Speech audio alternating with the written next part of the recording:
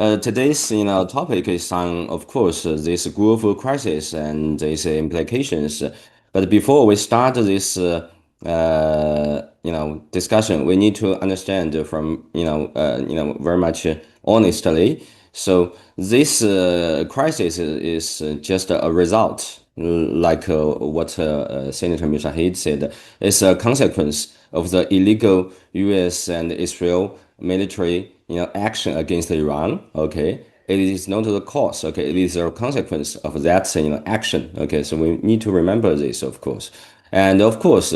In the present crisis in the Gulf region and especially the Strait of Hormuz has bring about unfortunate negative consequences to major stakeholders, inclusive China as well. That is true. Okay, so from the beginning of the conflict in late February to you know uh, second, okay, April, okay, of the that is just maybe 5 days, okay. So the International Maritime Organization has confirmed the 21, attacks against the military, sorry, against the commercial shipping, resulting to the deaths of 10 sailors and the some critical injury of dozens of people. That is very much unfortunate. And till end of this uh, you know, 31, a March, about 20,000, sailors are still, on board in the Gulf of, this Gulf region. Of course, 2,000, ships were blocked inside this Gulf. They cannot move out. And this is unfortunate. Before the eruption of the conflict, every day about 150 ships passed through this Strait of Hormuz. But as of now, every day just 4 to 5 ships can pass through this channel. And just yesterday, that is 6th, okay, of April. Okay, so that day yesterday 21 ships passed through the Strait of Hormuz. That is unusual. And just yesterday, 3 ships, inclusive 3 ships, go inside this strait. Okay, and what is the consequence for China?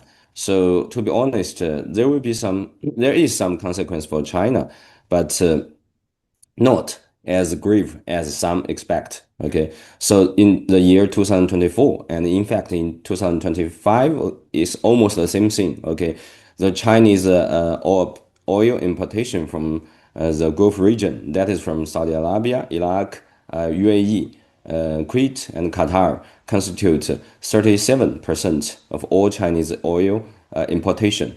Okay, so that is for oil or for petroleum. Okay, and for the natural gas, it is Qatar. Okay, constitute 16.2% of all Chinese, natural gas importation by value.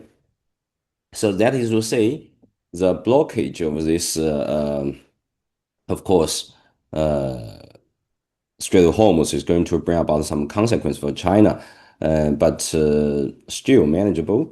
And also for this fertilizer, some experts mentioned about this. This is also important. The for China, we just import 1/4 of the sulfur, from the Middle East region, and that is important for phosphate fertilizer production. And also another element in this regard is the nitrogen fertilizer. Okay, so the Chinese side we import, as I said, 16% of its no natural gas from Qatar, and that is also used for the nitrogen fertilizer production. That is a challenge. And also, the Chinese side has a developed for trade relation with the Gulf region. Okay, so the Chinese trade with UAE, Saudi Arabia, Qatar, Kuwait, Oman, and Bahrain. Okay, surpluses 260 billion US dollars in 2024. Okay, so that is the case.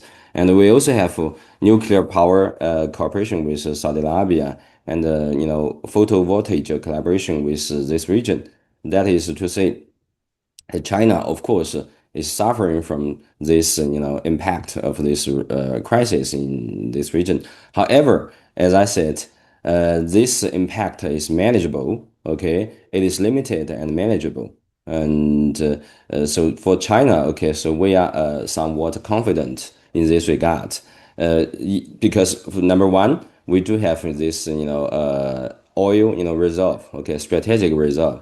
This is number one. Okay, it is for 190 days. Okay, and also we have a good relation with both Iran and the Gulf, region, Gulf, states. Okay, so in such a case, the Chinese vessels can pass through this Strait of Hormuz. Okay, and of course, domestically, yes, there is some change right now. Okay, the fuel oil, price has increased 20% since the eruption of the war in late February. That is unfortunate, but still manageable.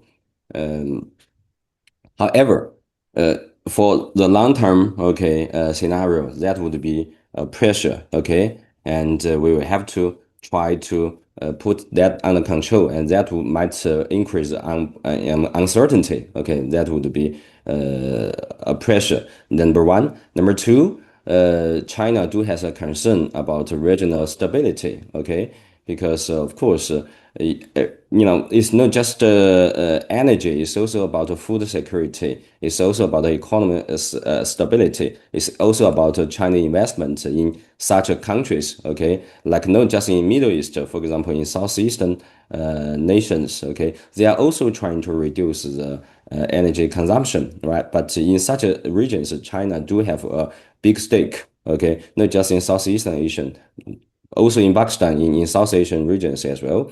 So that is the case. And also, as a member of the Global South, China do have a concern on its negative consequence for the Global South. That is for sure. Okay. So in such a case, the Chinese takes some actions, and we of course call for ceasefire, okay, and try to stop, call every side not to increase, not to escalate this conflict, and also Chinese call to world leaders, okay, to try to encourage effort to ensure navigational security and the security of civilian, infrastructures. And also, the Chinese is very much against any military attack against the nuclear facilities. Okay, so that is very much clear. And also, the Chinese side, I think from March the 1st, the foreign minister of China has made a phone call, okay, with 27th phone call, okay, with 27 phone calls with world leaders, okay, and call for respect of Iran's, sovereignty, stop of, military action, restore to political dialogue, okay, and but just 3 or 4 days ago, China vetoed, Bahrain sponsored, proposal, and I mean draft, in the UNSC, okay, calling for to stop, okay, to ensure the smooth flow of commercial shipping, okay, in the Strait of Hormuz, using any possible means. Okay, so China is very much against this initiative because it is very much clear that the Iranian action is a consequence, okay, of the U.S. and Israel military attack. Okay, so that is clear. So we can't just offer something like a black check, okay, to say yes, okay, to radical reaction from the US. Okay, so that is for sure. Okay, that's very much clear. And China at present is also trying to support all the stakeholders, especially Pakistan Turkey and Oman and also other countries to offer some possible, good office to bring about peace in this regard. That is very much important, okay?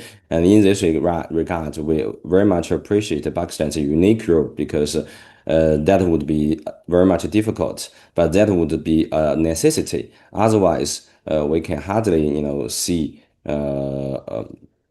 the light of the tunnel, okay, in the end of the tunnel. So that is to say, from a Chinese perspective, okay, we believe that the impact of China is, as of now, it is moderate and manageable. But for the long run, that would be, more serious. And we hope, with the support of world leaders, especially major stakeholders like Pakistan and Turkey, okay, we can bring about some ceasefire and to help, okay, the two sides to sit together and to deal with problems, okay. So thank you very much.